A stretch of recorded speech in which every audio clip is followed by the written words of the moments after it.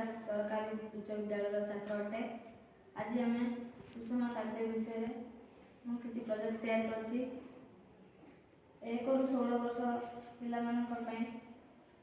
सुषम खाद्य हूँ 6 प्रकार श्वेत सार, पुष्टि सार, स्नेह सार, धातु सार, विटामिन एवं जल। उदाहरण 5 ରୁ 10 वर्ष पिला श्वेत सार कौन आलू, भात, रुटी 130 ग्राम खावा उचित।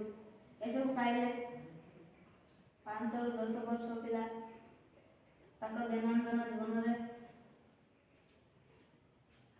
दैनंदिन जीवन में सुस्थ हो रही पारे।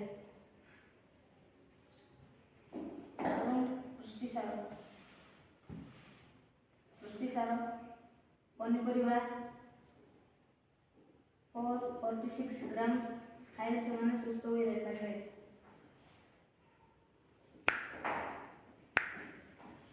ए सब खाद्य खाइले से सुस्थ हो रही पारे एवं कौन रोग भी आसबनी। नाम अशेष भूया मु सरकारी उच्च विद्यालय देवड़ा स्कूल पढ़े मो नवम श्रेणी छात्र अटे। आज मु सुषम खाद्य विषय में तुम किसी गोटे कहबी। सुषम खाद्य 6 प्रकार विभक्त जहाँकि श्वेत सार, पुष्टि सार, स्नेह सार, धातु सार, विटामिन और जल। मु आज 0 ରୁ 16 वर्ष पिला प्रोजेक्ट तैयार कर जहाँकि से खाद्य केते प्रकार खाइले से देह सुस्थ हो केते दैनंदिन जीवन में केते परिमाण खाद्य खाइले से सुस्थ हो रही। मनकर उदाहरण 3 वर्ष ରୁ 5 वर्ष पिला श्वेत सार से दैनंदिन जीवन में केते खाइले जहाँकि से खाद्य केते परिमाण में खाइले से देह सुस्थ हो रही। 3 वर्ष ରୁ 5 वर्ष पिला श्वेत सार खाद्य से 130 ग्राम ରୁ 200 ग्राम से खावा उचित एवं पुष्टि सार खाद्य 19 ग्राम खावा उचित एवं स्नेह सार खाद्य 27 ग्राम से खावा उचित। आम मन कर सब माने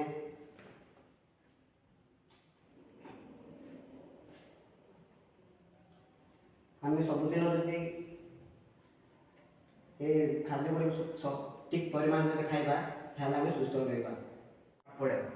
नवम श्रेणी छात्र आज मु सुषम खाद्य विषय में गोटे प्रकल्प तैयारी करुँची जहाँकि 1 ରୁ 16 वर्ष पिला से केते परिमाण में खाइले सुस्थ हो रही। प्रथम बुझी आम सुषम खाद्य कौन सुषम खाद्य हूँ जो खाद्य सठिक परिमाण में समस्त प्रकार पोषक थाए आम कहना सुषम खाद्य। ताहले आम जाना 1 ରୁ 16 वर्ष पिला स्कूल स्टेज मध्य पिला केते परिमाण खाइले से सुस्थ हो रही एवं से कौन से रोग हो कहबी 10 ରୁ 5 ରୁ 10 वर्ष मध्य पिला पुष्टि सार केते परिमाण दरकार देखु आपको।